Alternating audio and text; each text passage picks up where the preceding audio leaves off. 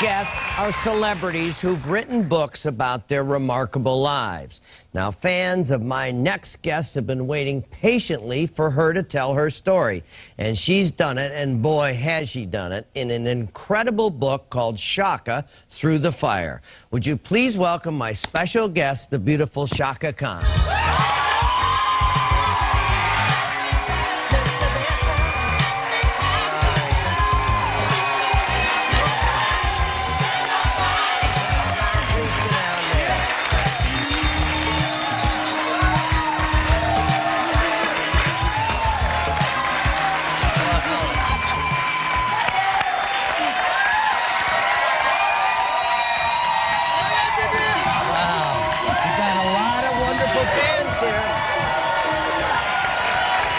They love you.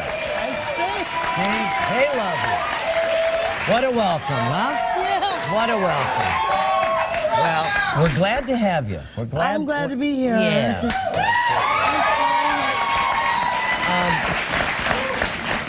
You know, what I wanted to start was that, you know, you've had such a phenomenally successful career.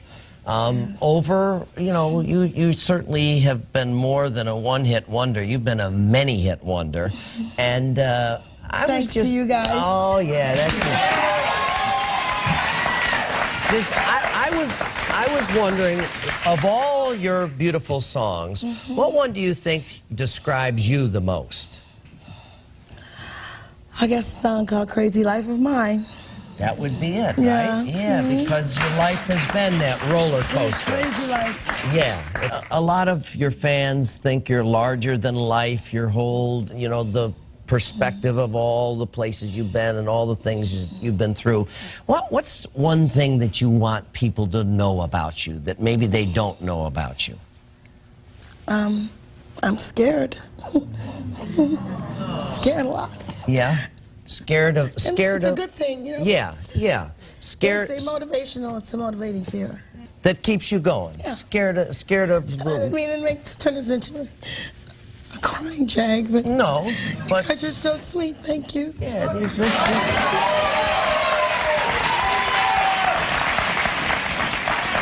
But I understand that. I understand what you're saying. Yeah. You know, the fear of the unknown, the fear of... And that's... I've had to rechannel that whenever I feel afraid, or I'm always afraid every time I get ready to go on stage. I'm a bag of unbelievable nerves. Really? Yeah. Really? Sometimes to the point of dry heaving because I can't eat before, but I obviously make up for it. When it wears off. So you have stage fright? Oh God. Still? Yeah. Still? I have amazing stage fright, and I don't feel really, unafraid or in control until about after the third song or so. Once you get into it.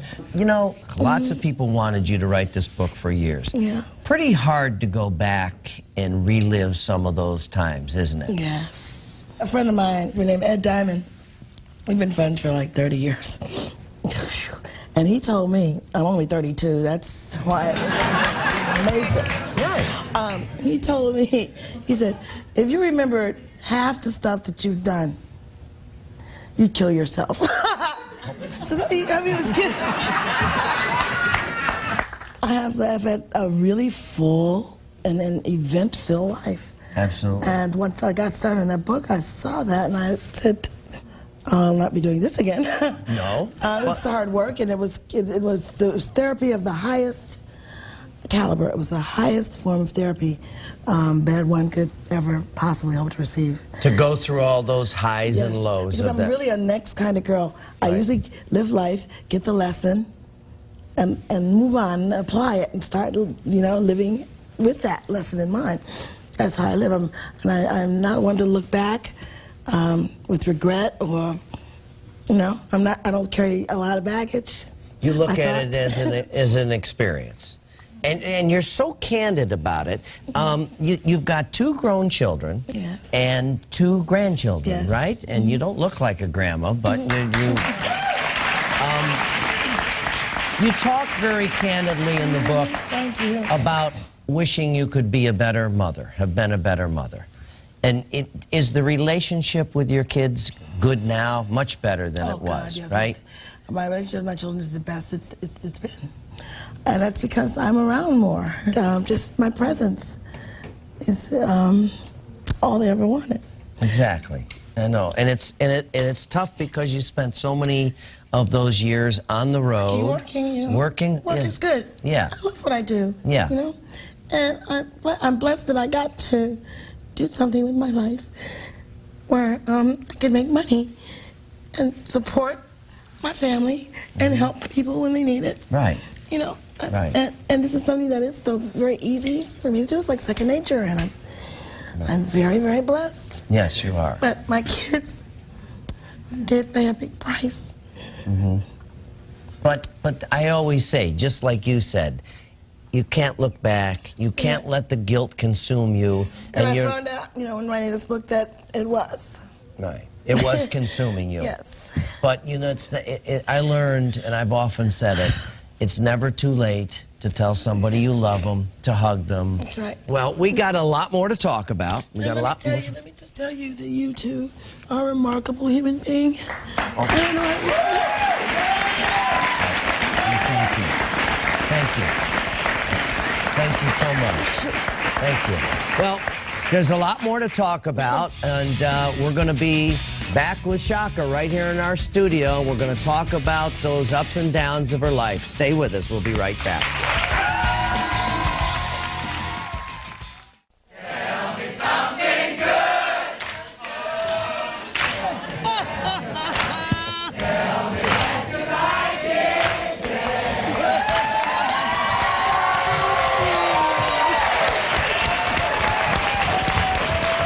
Thank you. Marvelous. Wow. Have you ever been introduced by the audience singing one of your songs? I've never been as moved. What a compliment. I've never been as moved stepping onto a stage I'm as I telling am you. today. And you know what? They were on key. They were on key. You guys found a key and stuck with it, and everybody. Fantastic. Well, this book, incredible, Chaka Through the Fire. And I was going to read an excerpt from this book that really touched me, because you're very, very candid. Here's one excerpt. Being away from my baby was a killer. I missed her so. I felt some mix of guilt and anger when I thought about her daily. Tiny miracle moments of development that I was missing out on. I think a big part of my drug thing was about escaping from those feelings. 2, there was the loneliness. Not only were the guys super protective, I didn't have an assistant, a wardrobe girl, or anyone like that back then to do the sister or girlfriend stuff with me when I was on the road. Fueling the loneliness was not knowing whom to trust. Over the years, I'd wonder if a guy was really with me or for my fame. When in doubt, get high. I think this is so candid because it says, well, no, but because you've beaten all this, it says 2 things about you. The years of the drugs were to kill the pain, right? Past that. Right. Past that. Yes. It's a way to dull things. A lot of relationships over the years. Was there one guy or is there one guy that you still think about or was the love of your life?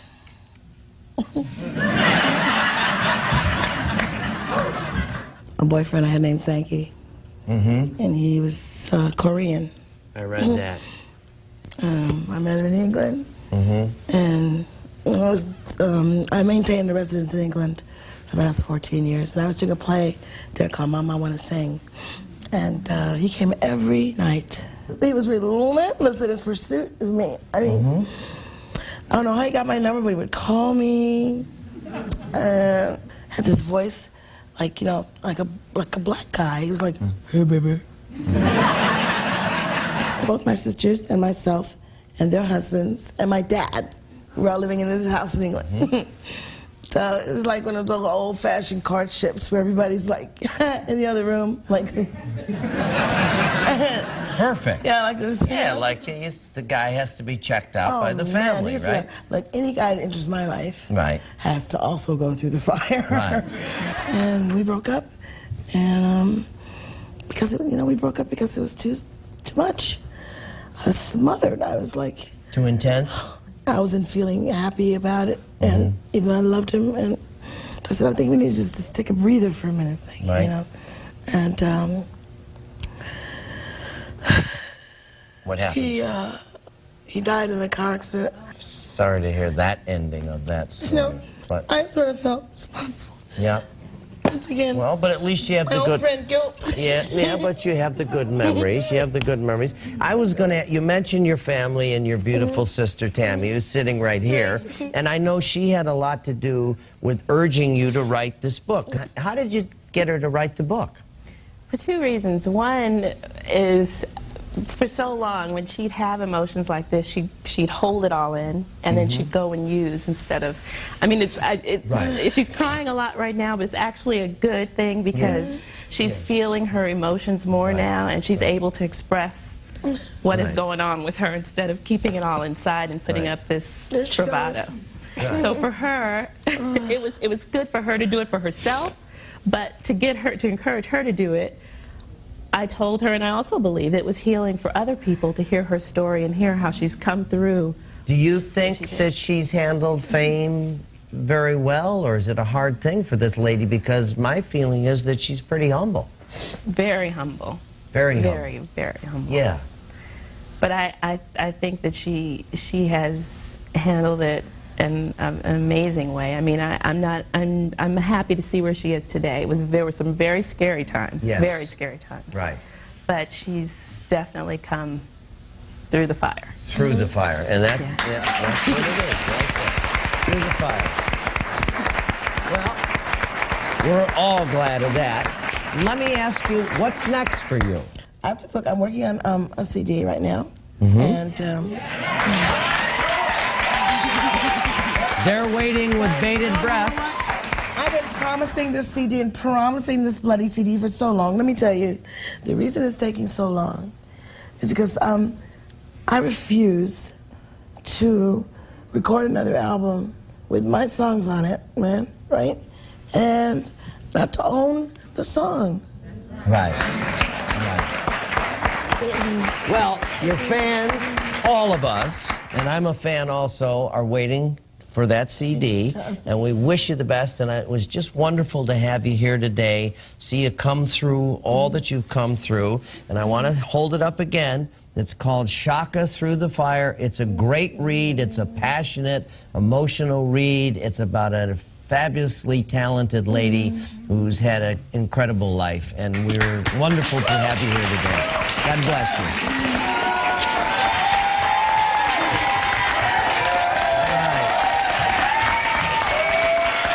They love you. Stay with us. We'll be right back.